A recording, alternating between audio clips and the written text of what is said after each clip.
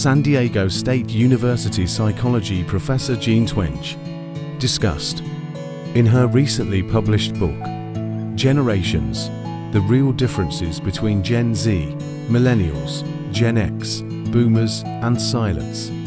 Teens spend much less time socializing in person today than they did in the early 2000s. Twenge wrote, beginning in the 2000s and accelerating during the 2010s, teens started spending less and less time with each other in person, whether that was just hanging out, going to the mall, driving around, or going to parties. For Gen Zers, born between 1995 and 2012, social media apps like Snapchat, Instagram, and TikTok largely supplanted in-person socializing. Friendship has moved online.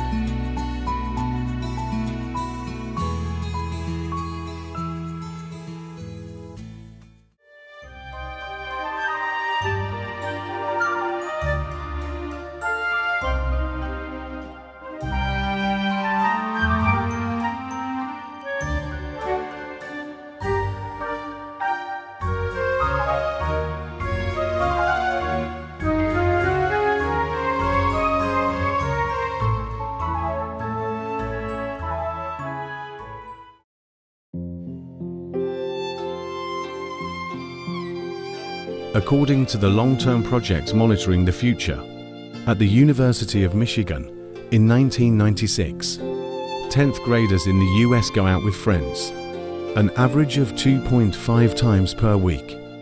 A decade later, when AOL Instant Messenger became popular, that number dropped to 2.3 times per week.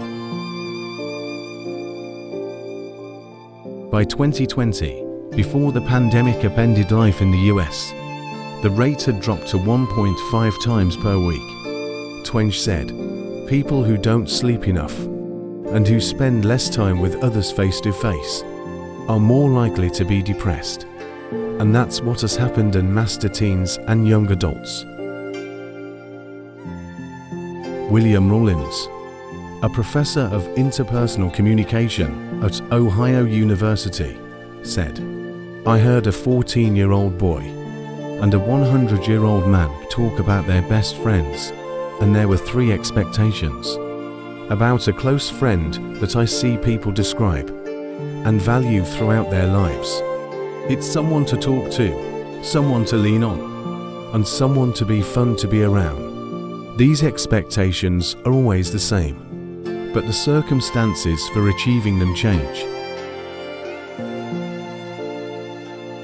The voluntary nature of friendship makes it subject to influence and impact from unexpected changes in life in many ways, without other official relationships being affected.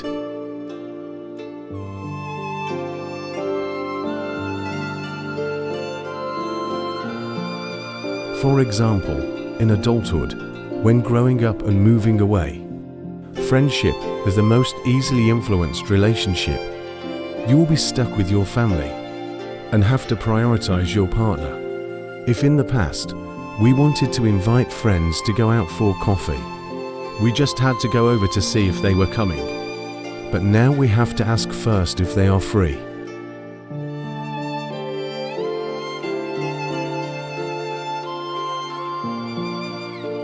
Throughout life, from childhood until entering a nursing home, friendships will continue. Brings health benefits, both physical and mental. But as life speeds up, people's priorities and responsibilities change, and so do friendships, either for better or for worse, and sadly often for the worse.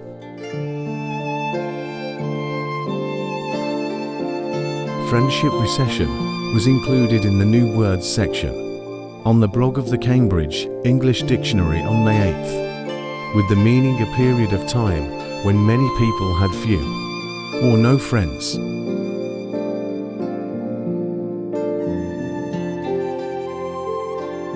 This entry also quotes a paragraph in the New York Times newspaper on December 28, 2022. American men seem to be stuck in a friendship recession. a trend that predates the COVID-19 pandemic, but appears to have accelerated over the past few years, as loneliness levels have increased worldwide.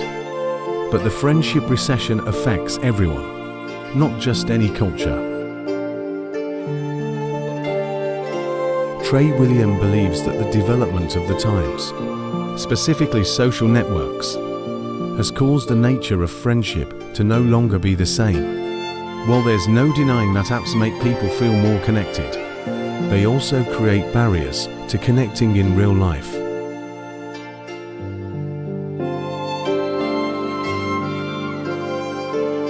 In the 1980s, Daniel Wegner conducted a series of 5-minute experiments in which participants were instructed not to think about a white bear and must ring the bell if the image of a white bear appears in their mind.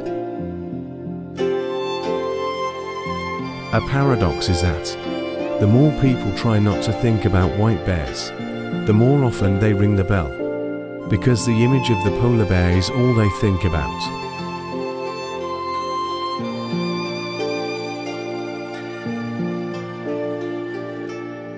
After establishing the paradoxical effects of thought suppression, Wenger developed the theory of paradoxical mental control.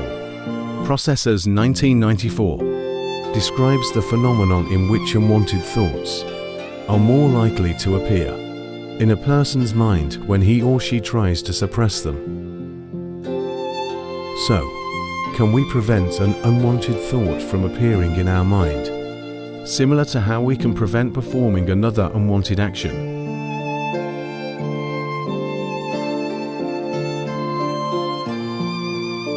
After computational analysis, the researchers compared the effectiveness of passive cognitive control with active cognitive control and found that proactive cognitive control was much more effective in controlling unwanted thoughts. Although it is theoretically possible to prevent unwanted thoughts from entering consciousness, it is not easy. Instead of trying to separate yourself from those social platforms, which is quite difficult to do, thinking about that action increases the power of memory and motivates us to approach it more.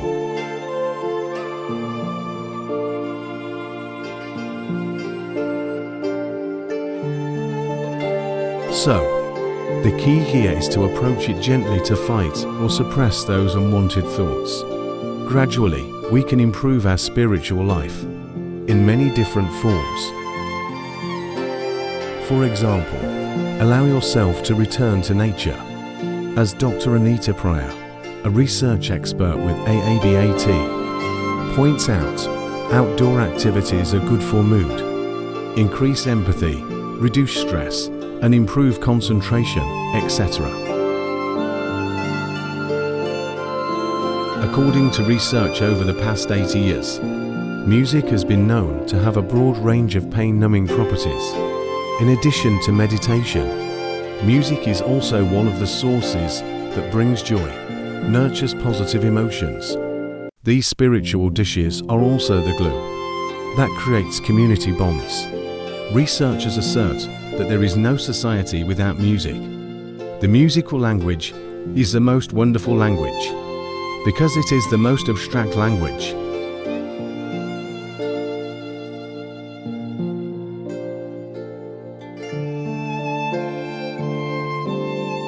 Melody, rhythm, and body movements are communication methods that primitive humans used before language.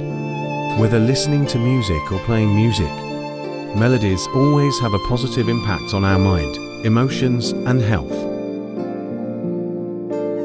So, instead of passively accepting complicated methods to achieve what we want, we can completely proactively improve that situation with smaller and gentler moves.